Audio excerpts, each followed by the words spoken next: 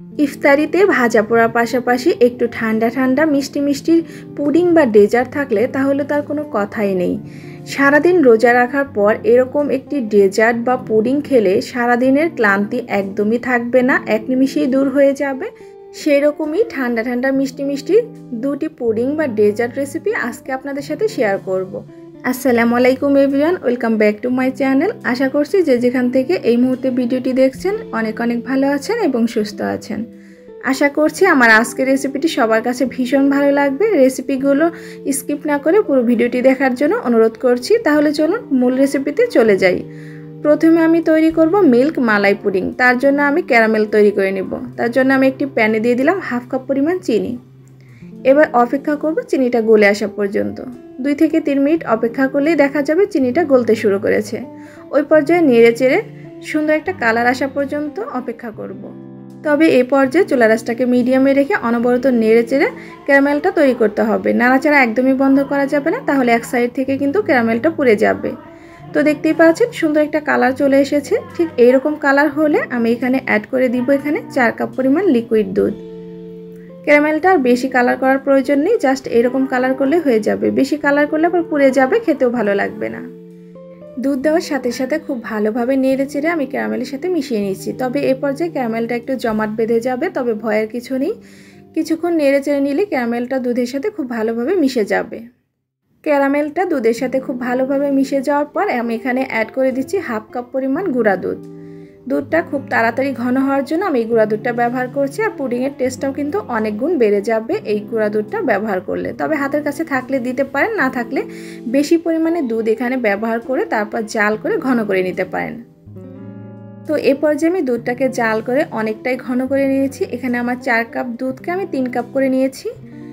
এরপর আমি এখানে অ্যাড করে দিচ্ছি অল্প একটু পানির মধ্যে 2 চা চামচ পরিমাণ আগার আগার পাউডার। খুব ভালোভাবে মিশিয়ে তারপর আমি ব্যবহার করছি। যে কোনো তরল খাবার জমাতে আগার আগার পাউডারটা ব্যবহার করা হয়। তবে আগার আগার পাউডার গরম কোনো খাবারে মেশাতে যাবেন না, তাহলে কিন্তু ভালোভাবে মিশতে চাইবে না। তাই অল্প পরিমাণে ট্যাপের নর্মাল পানির সাথে আগার আগার পাউডার খুব ভালোভাবে মিশিয়ে তারপর খাবারে ব্যবহার করবেন, তাহলে এটা খুব ভালোভাবে মিশে যাবে। তো খুব ভালোভাবে আগার আগার পাউডারটা পানির সাথে মিশিয়ে তারপর আমি দুধে অ্যাড করে দিচ্ছি। এবার একটি হ্যান্ড উইস্ক দিয়ে খুব ভালোভাবে নেড়ে চেড়ে মিশিয়ে নিচ্ছি। আর 1 মিনিটের মতো আমি জাল করে নেব। জাস্ট একটা বলক আসলেই কিন্তু জাল করে নেওয়া হয়ে যাবে। তো আগার আগার পাউডারটা মেশানোর পর আমি খুব ভালোভাবে 1 মিনিটের মতো জাল করে নিয়েছি। এই পর্যায়ে বেশি জাল করার একদমই প্রয়োজন নেই। এভাবে যদি আপনি পাত্রে রেখে দেন তাহলে কিন্তু এখানেই জমাট বেঁধে যাবে। তাই গরম গরম এই দুধটাকে যে পাত্রে আপনি পুডিংটা সেট করবেন সেই পাত্রে ঢেলে নিতে হবে। তো আমি যে পাত্রে পুডিংটা সেট করব গরম অবস্থাতেই এই দুধটাকে ঢেলে নিচ্ছি। বেশিক্ষণ দেরি করা যাবে না, তাহলে কিন্তু প্যানেই আপনার এই পুডিংটা জমে যাবে। তো এই পর্যায়ে আমি এখানে বেশ কিছুক্ষণ রেখে দিব ঠান্ডা হওয়ার জন্য। আর ঠান্ডা হওয়ার পর কিছুটা পেস্তা বাদাম দিয়ে আমি একটু সাজিয়ে দিচ্ছি। এটা টোটালি অপশনাল, চাইলে দিতে পারেন, না দিলেও চলবে। এবার আমি এই পুডিংটাকে নর্মাল ফ্রিজে রেখে দিব 1 ঘন্টার জন্য। এতে করে পুডিংটা খুব ভালোভাবে সেট হয়ে যাবে। 1 ঘন্টা নর্মাল ফ্রিজে রাখার পর আমার পুডিংটা খুব ভালোভাবে সেট হয়ে গেছে। আর হাত দেওয়ার পরেও কিন্তু এটা হাতে লেগে যাচ্ছে না, তার মানে বুঝতে হবে এই পুডিংটা খুব ভালোভাবে সেট হয়ে গেছে। এবার চারপাশটা আমি একটু চাকু দিয়ে এভাবে একটু ছাড়িয়ে নিচ্ছি। এতে করে পুডিংটা মোল্ড আউট করতে খুব সহজ হয়ে যাবে। একটি প্লেটে আমি মোল্ড আউট করে নিচ্ছি। মাশাআল্লাহ, এটা কতটা সুন্দর হয়েছে আশা করছি দেখেই বুঝতে পারছেন। পুরো পুডিংটা কিন্তু খুব ভালোভাবে সেট হয়ে গেছে। এবার আমি নিচের পার্টটাকে উপরে দেওয়ার জন্য আরেকটা প্লেটে মোল্ড আউট করে নিচ্ছি। এটা দেখতে অনেকটাই সুন্দর, খেতে ভীষণ মজার ছিল। এরকম একটি হেলদি পুডিং ইফতারিতে রাখলে কিন্তু আপনার সারাদিনের ক্লান্তি একদমই দূর হয়ে যাবে। মন প্রাণ কলিজা ঠান্ডা হয়ে যাবে, রিফ্রেশিং থাকবেন দীর্ঘ সময়। আমি একটু পুডিংটাকে কেটে দেখাচ্ছি এটা কতটা সফট স্পঞ্জি হয়েছে।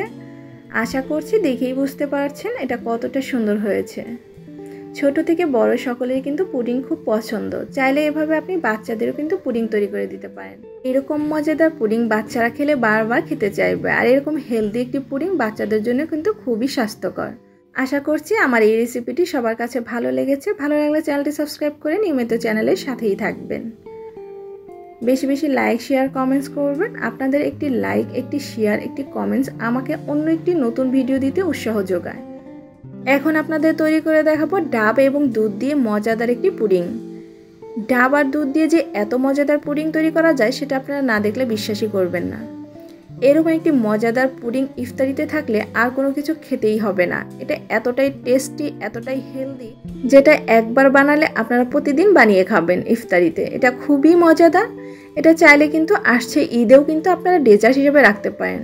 বাসায় কোনো মেহমান আসলে তারা কিন্তু আপনার অবশ্যই প্রশংসা করবে এই পুডিংটা খেয়ে। তাহলে চলুন রেসিপিটি দেখে নেওয়া যাক। এখানে আমি একটি ডাব নিয়েছি আর ডাবের পানিটা বের করে নিয়েছি। এবার হচ্ছে এই ডাবের শাঁসটাকে আমি চিকন করে কেটে নিব একটি কোকোনাট কাটার দিয়ে। এখানে ঝুনা নারকেল দিয়ে এই পুডিংটা তৈরি করা যাবে না, আবার একদম পাতলা শাঁসযুক্ত ডাব দিয়েও কিন্তু পুডিংটা তৈরি করা যাবে না। ঠিক এইরকম শাঁসযুক্ত ডাবই এখানে নিতে হবে। তো আমি শাঁসগুলোকে খুব চিকন করে কেটে এক সাইডে রেখে দিলাম।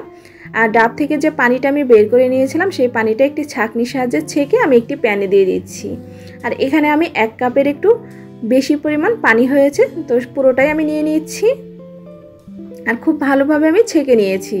ডাবে কিন্তু অনেকটাই ময়লা থাকে, ডাবের কিছু কিছু ছোট ময়লা এখানে থাকে, তো সেগুলো কিন্তু ছেঁকে নিলে পরিষ্কার হয়ে যায়। এখানে আমি ব্যবহার করছি 1 চা চামচ আগার আগা পাউডার। চুলাটা কিন্তু আমার এই পর্যায়ে বন্ধ আছে। বন্ধ রেখে এই উপকরণগুলো মেশাতে হবে। 1 টেবিল চামচ পরিমাণ দিয়ে দিলাম চিনি। যেহেতু ডাবের পানি তেমন একটা মিষ্টি থাকে না, তাই চিনিটা ব্যবহার করলাম।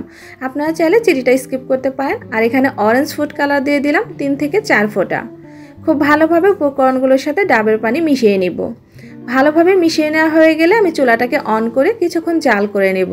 অর্থাৎ 2 থেকে 3টা বলক চলে আসলেই কিন্তু আমার জাল করে নেওয়া হয়ে যাবে। প্রায় 1 থেকে 1.5 মিনিট জাল করে নিতে হবে। জাল করে নেওয়া হয়ে গেলে এবার আমি যে পাত্রে এই জেলোটা সেট করব ঠিক সেই পাত্রে আমি ঢেলে নিচ্ছি। আর এটা গরম অবস্থাতে কিন্তু ঢেলে নিতে হবে। তারপর এটা আমি 30 থেকে 40 মিনিট ফ্যানের নিচে রেখে দিব জেলোটা তৈরি হওয়ার জন্য। তো এর ফাঁকে আমি দুধটা জাল করে নিব। চুলায় একটি প্যান বসিয়ে নিয়ে নিচ্ছি 4 কাপ পরিমাণ লিকুইড দুধ। এবার এখানে আমি অ্যাড করছি মিষ্টির জন্য 1/2 কাপ পরিমাণ চিনি। মিষ্টিটা যে যেরকম খেতে পছন্দ করেন সেই অনুযায়ী চিনিটা এখানে অ্যাড করবেন। নেড়ে চেড়ে খুব ভালোভাবে আমি মিশিয়ে নিচ্ছি। দুধটা যখন একটু গরম হয়ে যাবে ওই পর্যায়ে অল্প একটু পানির সাথে 1 চা চামচ কর্নফ্লাওয়ার খুব ভালোভাবে আমি মিশিয়ে দুধে ব্যবহার করছি। এতে করে দুধটা খুব তাড়াতাড়ি ঘন হয়ে যাবে। আপনারা যদি কর্নফ্লাওয়ার মেশাতে না চান সেক্ষেত্রে একটু বেশি পরিমাণে দুধ নিয়ে তারপর জাল করে ঘন করে নিতে পারেন। তো নেড়ে চেড়ে খুব ভালোভাবে আমি মিশিয়ে নিচ্ছি। খুব ভালোভাবে মিশিয়ে নিয়ে এখন আমি দুধটাকে জাল করে কিছুটা ঘন করে নিব। বেশ কিছুক্ষণ জাল করে নেওয়ার পর দুধটা যখন একটু ঘন হয়ে যাবে ওই পর্যায়ে অল্প একটু পানির সাথে আমি 2 চা চামচ পরিমাণ আগার আগার পাউডার খুব ভালোভাবে মিশিয়ে দুধে ব্যবহার করছি। যে কোনো তরল খাবার জমাতে এই আগার আগার পাউডারটা ব্যবহার করা হয়। তবে আগার আগার পাউডারটা গরম কোনো খাবারে ব্যবহার করতে যাবেন না, তাহলে এটা মিশতে চাইবে না। নর্মাল ট্যাপের পানিতে মিশিয়ে তারপর এটা ব্যবহার করতে হবে। তো আমি পানির সাথে খুব ভালোভাবে মিশিয়ে দুধে অ্যাড করে দিলাম আর খুব ভালোভাবে নেড়ে চেড়ে মিশিয়ে নিচ্ছি। মিশিয়ে নেওয়ার পর বেশিক্ষণ জাল করার একদমই প্রয়োজন নেই, জাস্ট 1 মিনিট জাল করে নিলেই হবে। 1 থেকে 2টা বলক চলে আসলেই কিন্তু আমি চুলার থেকে দুধটা নামিয়ে নিব। তো আমার এখানে 1 থেকে 1.5 মিনিট জাল করে নেওয়া হয়ে গেছে এবং যে পাত্রে আমি পুডিংটা সেট করব সরাসরি সেই পাত্রে গরম দুধটাকে আমি ঢেলে নিচ্ছি।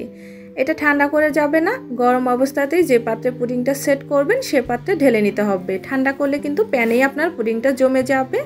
আর যে জেলোটা আমি তৈরি করে নিয়েছি সেই জেলোটাকে আমি এরকম কিউব করে কেটে দুধের মধ্যে দিয়ে দিচ্ছি। সম্পূর্ণ জেলোটা আমি দিয়ে দিচ্ছি। আর যে ডাবের শাঁসগুলো আমি কেটে রেখেছিলাম চিকন করে সেই শাঁসগুলো আমি এখন দিয়ে দিচ্ছি। এটা গরম থাকা অবস্থাতেই কিন্তু সবগুলো উপকরণ মিশিয়ে নিতে হবে। ডাবের শাঁস দিয়ে এই পুডিংটা তৈরি করলে খেতে ভীষণ ভালো লাগে, একবার হলে ট্রাই করে দেখবেন। একটু হালকা হাতে নেড়ে চেড়ে খুব ভালোভাবে মিশিয়ে দিচ্ছি, তবে বেশি মেশানোর কোনো প্রয়োজন নেই, জাস্ট হালকা হাতে একটু মিশিয়ে দিলেই হয়ে যাবে। এবার আমি এই পুডিংটাকে কিছুক্ষণ এভাবেই রেখে দিব কিছুটা ঠান্ডা হয়ে যাওয়ার জন্য। কিছুটা ঠান্ডা হয়ে যাওয়ার পর নর্মাল ফ্রিজে আমি 1 ঘন্টা রেখে দিব পুডিংটা খুব ভালোভাবে সেট হওয়ার জন্য। 1 ঘন্টা পর আমি ফ্রিজ থেকে বের করে নিয়েছি আর পুডিংটা খুব ভালোভাবে সেট হয়ে গেছে। এখন আমি 4-5টা একটু নাইফ দিয়ে এভাবে ছাড়িয়ে নিচ্ছি, এতে করে মোল্ড আউট করা খুবই সহজ হয়ে যাবে। একটি প্লেটে আমি মোল্ড আউট করে নিচ্ছি। মাশাআল্লাহ, দেখেন কতটা সুন্দর হয়েছে পুডিংটা। একটি পুদিনা পাতা মাঝখান বরাবর দিয়ে আমি একটু সাজিয়ে নিয়েছি, দেখতে সুন্দর লাগবে। আর আমি পুডিংটাকে কেটে দেখাচ্ছি। এটা যে কত টেস্টি ছিল আপনারা আসলে না বানিয়ে খেলে বুঝতেই পারবেন না। এই রমজানে একবার হলে ট্রাই করবেন, দেখবেন সবার মন জয় করে নেবেন। এই পুডিংটা এতটাই মজাদার, ছোট থেকে বড় সকলেরই কি খুব পছন্দ। সারাদিন রোজা রাখার পর ভাজা পোড়ার পাশাপাশি এইরকম একটি ঠান্ডা ঠান্ডা পুডিং খেলে আপনার মন প্রাণ কলিজা সব কিছু কিন্তু ঠান্ডা হয়ে যাবে। আর এটা এতটাই হেলদি, আপনার কোনো প্রকার সাইড এফেক্ট হবে না। এটা খেতে ভীষণ মজাদার। আপনি চাইলে এই রমজানে একবার হলে ট্রাই করতে পারেন, ভীষণ ভালো লাগবে। আশা করছি আমার আজকের রেসিপিগুলো সবার কাছে ভীষণ ভালো লেগেছে। আর ভালো লাগলে চ্যানেলটি সাবস্ক্রাইব করে নিয়মিত চ্যানেলের সাথেই থাকবেন। আজকের পর্বের ভিডিও এখানেই শেষ করছি। সবাই ভালো থাকবেন, সুস্থ থাকবেন। আল্লাহ হাফেজ।